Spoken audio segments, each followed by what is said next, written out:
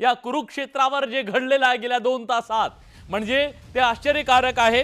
हेमलता पाटील आपल्यासोबत जोडले गेलेले आहेत। या आधीच आपल्यासोबत किशोर तिवारी आहेत आणि वसंत भोसले सर सुद्धा आहेत।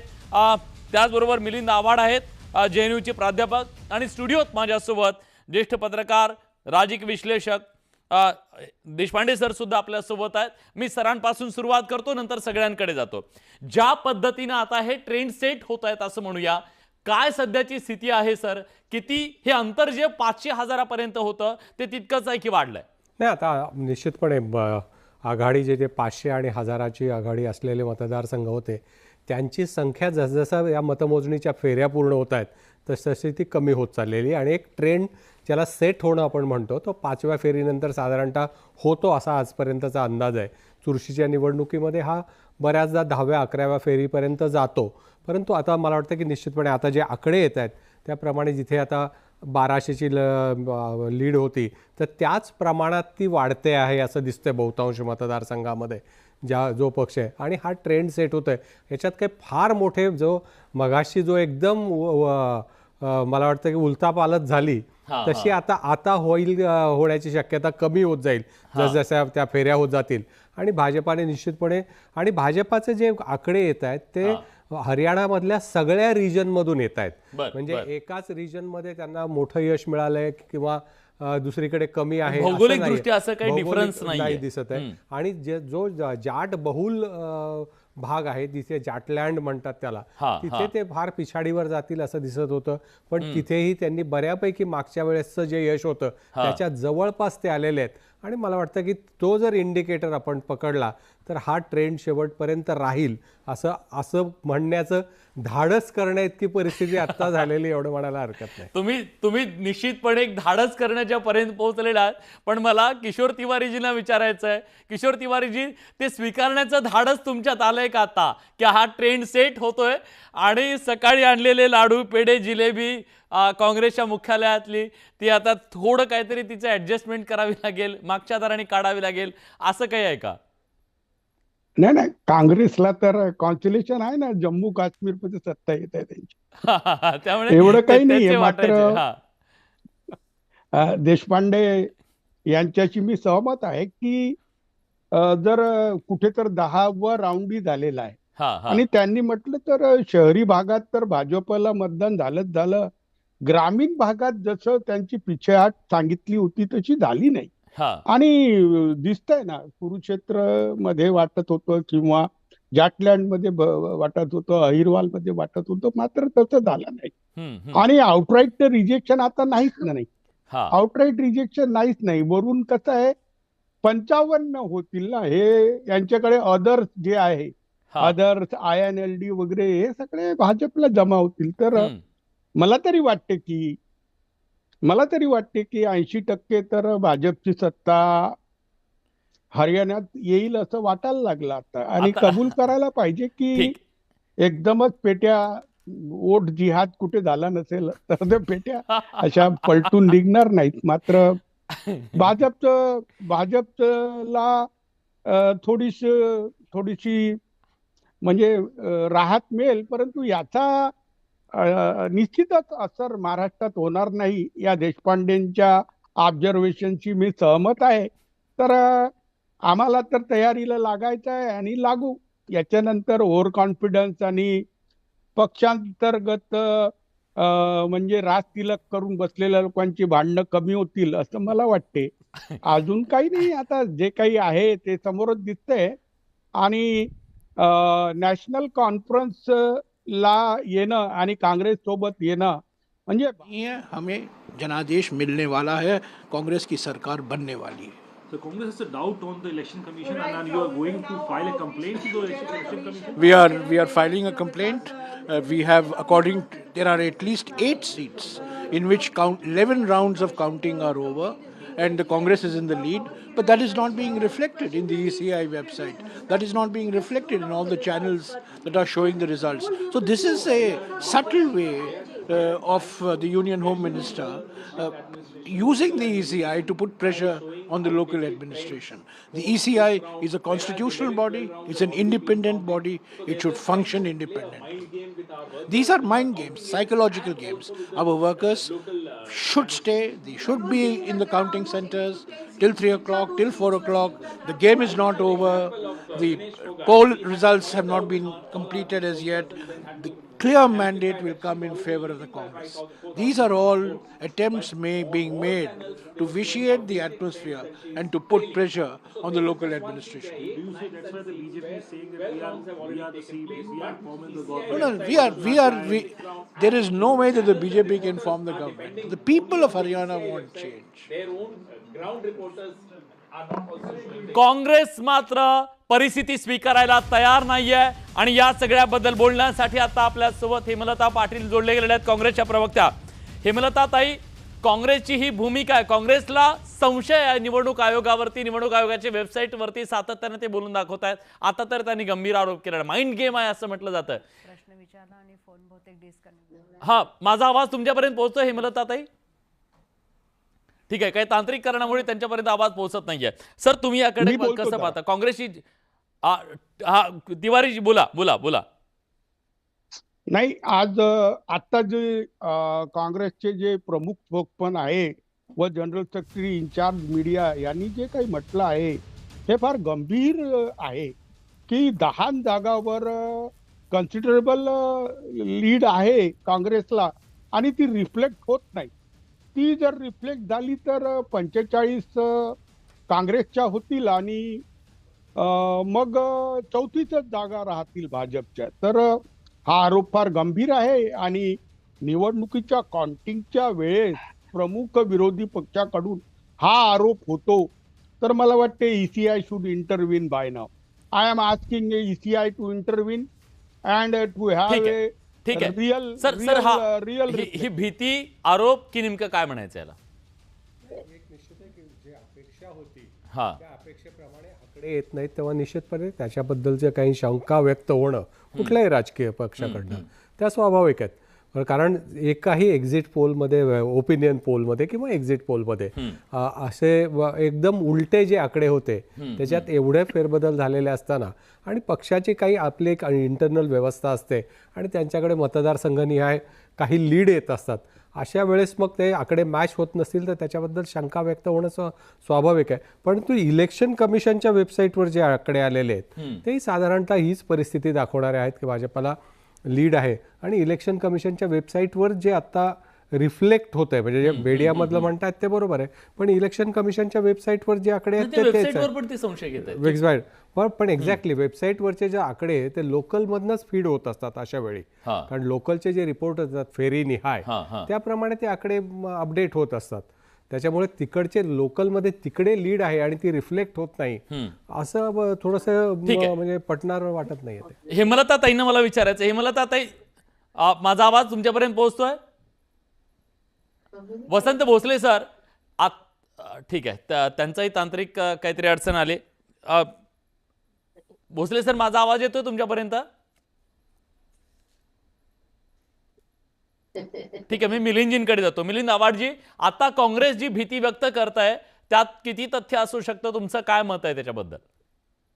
नाही, आता जसा उल्लेख झाला तसा एक्झिट पोलचे आकडे ज्या प्रकारे येत होते कालपर्यंत ते पाहता काँग्रेस किंवा कोणत्याही पक्षाला तशी भीती वाटणं साहजिक आहे. आणि कदाचित आता त्या पक्षीय पातळीवर त्यांना मिळालेले रिपोर्टिंग किंवा पार्टी कार्यकर्त्याकडनं जे त्यांना कळतंय त्याच्यावरनं त्यांनी ते मत व्यक्त केलेलं असावं. पण आपल्या सर्वांसाठी इलेक्शन कमिशनची जी वेबसाईट आहे त्याच्यावर जे आपल्याला दिसतंय त्याच्यात किमान आपल्याला तथ्य आहे असं म्हणावं लागेल प्रसार माध्यम किंवा अभ्यासक म्हणून. त्यामुळे मला स्वतःला असं वाटतं की आता ही जर 7वी फेरीच्या पुढे असेल तर हा ट्रेंड एका अर्थानं सेट झालेला आहे. आणि 1 तासाभरापूर्वी जसं 500 आणि 1000च्या दरम्यान आघाडी किंवा पिछाडी होती ती आता थोडीशी मार्जिन वाढत गेलेली आहे. त्याच्यामुळे भाजपा कुठेतरी तिसऱ्या वेळेसही हॅट्रिकच्या तयारी दिसते. सर, मी येतो तुमच्याकडे. हेमलता पाटील आपल्यासोबत जोडले गेलेल्या काँग्रेसच्या प्रवक्त्या. प्राजक्ता, हेमलता ताई, माझा आवाज तुमच्यापर्यंत पोहोचतोय? हो, पोहोचतोय. लोकसभा निवडणुकीमध्ये ज्या EVM ची निर्दोष मुक्तता झाली होती तो EVM पुन्हा आरोपीच्या पिंजऱ्यात उभं राहू शकतो का? ईव्हीएम बद्दल मी आता काही बोलणार नाही, परंतु जे आता सांगितलं गेलं काँग्रेसच्या प्रवक्त्यांकडून की तुम्ही शेवटच्या क्षणापर्यंत निवडणूक बूथवरती तुम्ही मतदान बूथवरती तुम्ही हजर राहणं आवश्यक आहे आणि त्यामागचं कारण सांगते की धुळ्याला मध्ये आम्ही हा अनुभव घेतला लोकसभा निवडणुकीमध्ये की आम्ही हारलेलो आहोत आणि 4,500 मतांनी आम्ही मागे आहोत आणि आता तुम्ही हारलेले असं जाहीर झाल्यानंतर परत जेव्हा त्या 2 ईव्हीएमच्या मशीन्स खोलल्या गेल्या आणि जे काही चित्र झालं आणि विविध स्तरावरती भाजपच्या नेत्यांकडून ज्या पद्धतीने फोनाफोनी चालली होती, त्यामुळं हा एक प्रिकॉशनचा भाग आहे. हरियाणाच्या बाबतीत आम्ही अतिशय आशावादी होतो आणि आहे. हरियाणामध्ये जो सगळा डिस्ट्रेस होता सगळ्या लेवलला, म्हणजे आपण जवान, किसान, संविधान आणि ज्या पद्धतीने पहलवान, ज्या पद्धतीने हा सगळा विषय होता, तिथली जनता जी त्रस्त होती, शेतकरी त्रस्त होते आणि एकंदर हरियाणामधली सगळी परिस्थिती पाहता हरियाणामध्ये काँग्रेस चांगल्या मताधिक्याने पुढे राहील असा एक आम्हाला सगळ्यांना विश्वास होता. पण भाजप इतकी वीक दिसत होती, सकाळी जेव्हा मतमोजणी ताई भाजप इतकी वीक दिसत होती एक्झिट पोल पासून सगळीकडे, मैदानात सुद्धा, कुरुक्षेत्रावर सुद्धा, मग अचानकपणे ती पैलवान कशी काय बनली? याचा अनालिसिस तुम्ही करताय की नाही? तेच तर कळत नाही की ग्राउंड रियालिटी ही हरियाणामधली प्रचंड वेगळी होती. शेतकऱ्यांची आंदोलनं, त्यांच्यावरती झालेला अत्याचार, महिला पैलवानांवरती ज्या पद्धतीने भाजपच्या खासदारांनी केलेले अत्याचार असतील, युवकांच्या बाबतीत अग्निवीरला धरून जे काही इश्यूज झाले, बेरोजगारी दर 9.5च्या वरती जो गेला, सरकारी नोकऱ्यांमध्ये 2 लाख लोकांना नोकऱ्या देऊ पुढं होतं. नंतर असं काही झालं असेल तर मला माहिती, आज तरी अंतिम निकाल हा आलेला आहे असं माझं मत नाही. अंतिम निकाल आल्यानंतर प्रतिक्रिया देता येईल. मला वाटतं की काँग्रेस निश्चितपणे विजयी होईल. तर आज विदर्भ आणि मराठवाड्यातल्या महत्वाच्या जागांवरती काही तीड आहे का, काही वाद आहे का? कारण की इथं वाद किंवा तिढा असं स्वरूप त्याचं नसतं. शेवटी जे विजयी होऊ शकतात, ज्याचा पक्ष जिथे विजयी होऊ शकतो, उमेदवार आहे त्यांच्याकडे विजयी होण्याची क्षमता असणारा उमेदवार आहे. आणि आता एक मोठी बातमी, हरियाणामध्ये काँग्रेस आणि भाजपमध्ये अजूनही चुरशीची लढत सुरू आहे. आपण पाहिलं, सुरुवातीला काँग्रेसनं जोरदार मुसंडी मारली होती, त्यानंतर भाजपनं जोरदार कमबॅक केला आणि 31 जागांवर 1000 पेक्षाही कमी मतांचं अंतर इथे पाहायला मिळतंय. 18 जागांवर 500 पेक्षाही कमी मतांचं अंतर सध्या हरियाणामध्ये पाहायला मिळतंय. तर निलोखेडीत काँग्रेस 94 मतांनी सध्या पिछाडीवर आहे आणि ऐलानाबाद मध्ये अभयसिंह चौटाला पिछाडीवर आहे.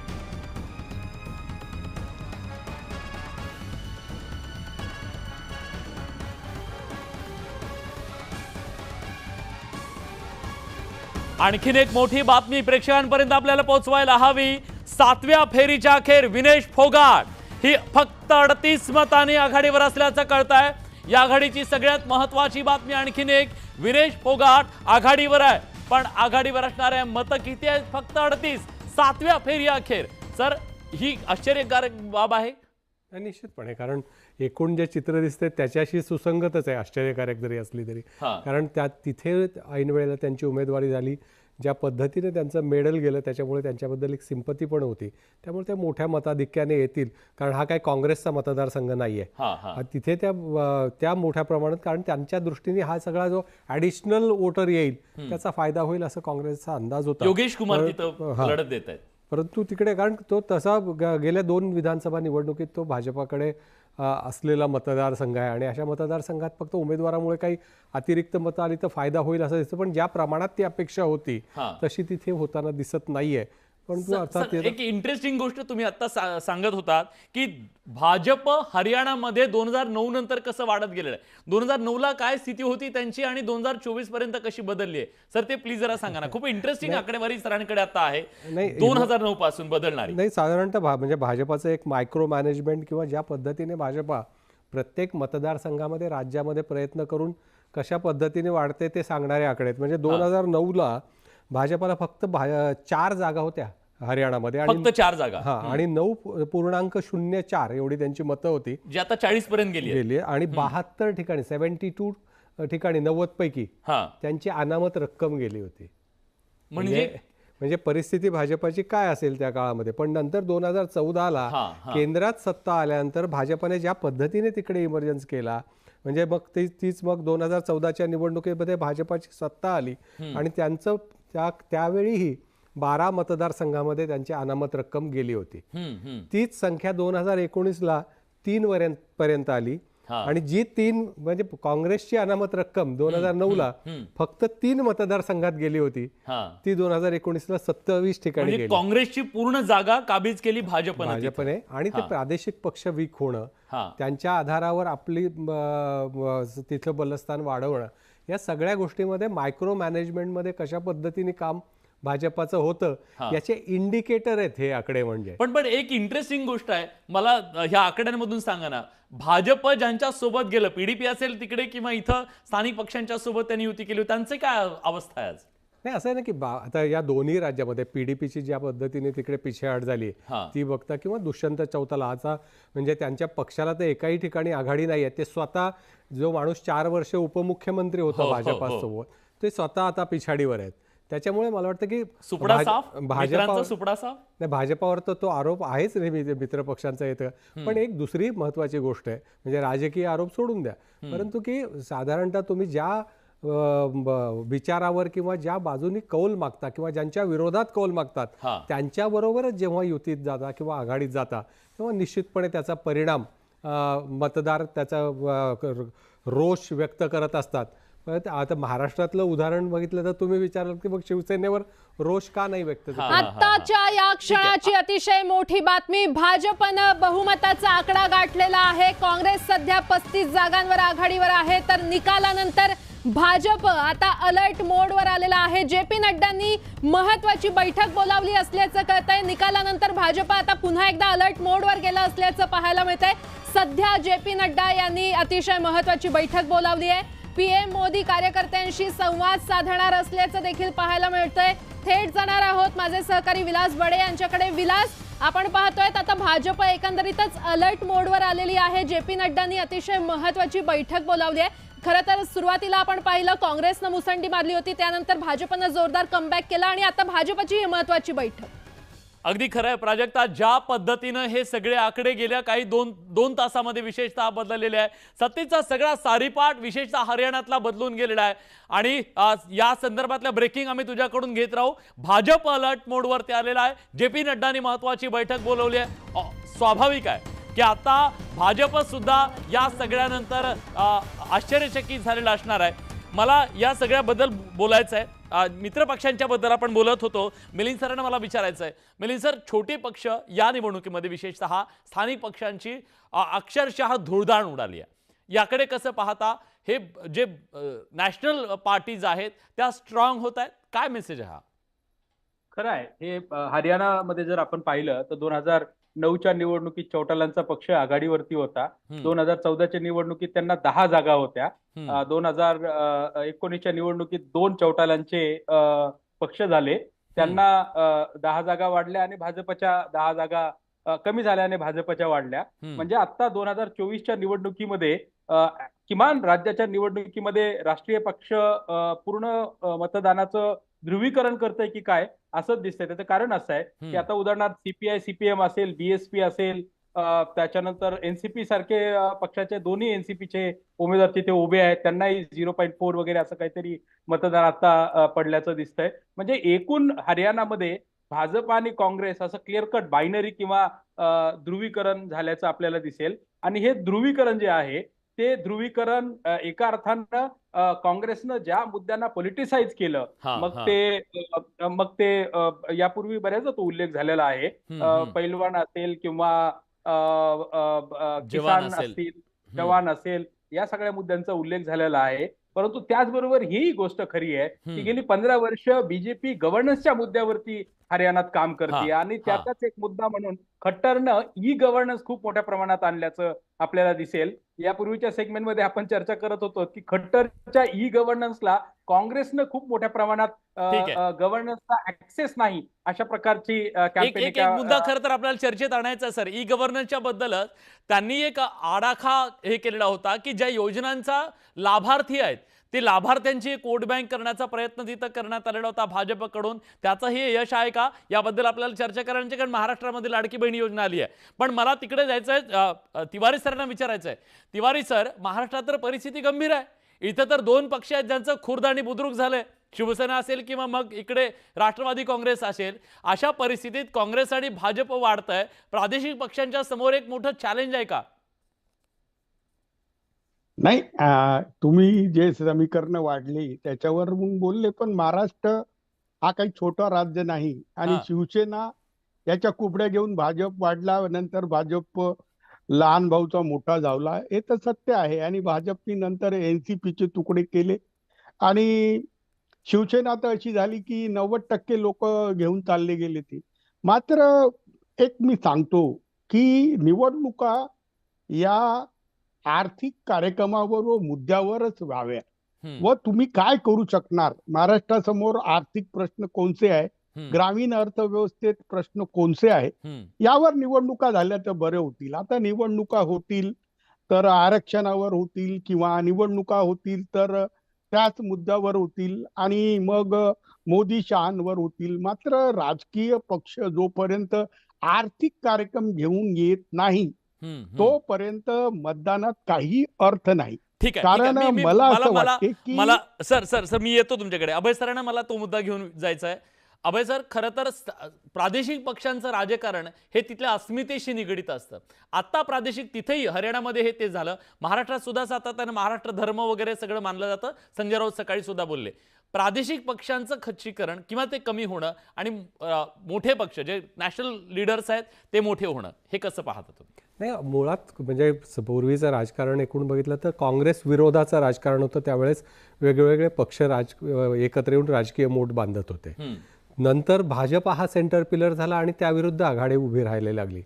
तर या सगळ्यामध्ये प्रादेशिक पक्ष जे होते ते राष्ट्रीय पक्षाशी कुठल्या ना कुठल्या तरी जोडले जाऊ झाले. त्या राष्ट्रीय पक्षांना जागा मिळत होती, पण त्यांचं वर्चस्व त्या त्या भागातलं कायम राहत होतं. आजही दक्षिणेतली राज्य म्हणा किंवा उत्तरेत काही राज्य मध्ये प्रादेशिक पक्षांचं प्राबल्य आहेच आणि ते पुढच्या काळातही राहणार आहे. जोपर्यंत काँग्रेस पूर्ण मजबूत होत नाही तोपर्यंत त्या काळामध्ये तिकडे ते राहणार आहे. दुसरं असं आहे की अनेक ठिकाणी आता म्हणजे महाराष्ट्रासारखं उदाहरण घेतलं आपण तर आज एकही पक्ष स्वबळावर 288 जागा लढवून सत्ता काबीज करू शकेल अशा परिस्थितीत नाही आहे. त्याच्यामुळे 2029चं टार्गेट मात्र त्यांनी ठेवलेलं आहे. ते तर भाजपचं तर 2000 म्हणजे स्थापनेपासून 100%चं टार्गेट आहेच आहे, पण ते पूर्ण होत नाही हे दुर्दैव. पण त्यांनी अनेक राज्यांमध्ये ते करूनही दाखवलं की जिथे म्हणजे गोव्यासारख्या राज्यांमध्ये जिथे भौगोलिक किंवा तिथली मतदारांची परिस्थिती त्यांच्या बाजूने नसतानाही त्यांनी राज्य केलं तिकडे. पण निश्चितपणे या ध्रुवीकरणाच्या लढाईत छोटे पक्ष जे असतात, ज्याला म्हणजे राजकीय भाषेत वोट कटवा पक्ष असं म्हणतात, अशा पक्षांना ध्रुवीकरण जेव्हा होतं त्या निवडणुकीत तेव्हा अशा पक्षांना डिस्कार्ड करतात लोक आणि त्यांचं मतदान कमी होतं. आपण मनसेच्या बाबतीत बघितलं असेल, नंतरच्या काळात वंचितच्या बाबतीत बघितलं असेल. छोटे पक्ष चॅलेंज मध्ये आहेत. मला हेमलताताईने शेवटची कमेंट विचारायची. हेमलताताई, आजचे जर निकाल हे जे कल आहेत ते निकालात रूपांतरित झाले, हे राज्य तुमच्या हातून गेलं, हॅट्रिक केली तिथं, तर तुमचं महाराष्ट्रातलं बार्गेनिंग पॉवर कमी होईल का? महाराष्ट्राची आणि हरियाणाची परिस्थिती वेगळी आहे. महाराष्ट्रामध्ये जे आता चित्र तयार झालेलं आहे की इतर पक्षांची तोडफोड करून मी पुन्हा येईन ह्या अभिनिवेशामध्ये, ज्या पद्धतीने भारतीय जनता पक्षाने जे काम केलेलं आहे, त्यामुळे महाराष्ट्रातल्या जनतेमध्ये भारतीय जनता पक्षाबद्दल प्रचंड नाराजी आहे.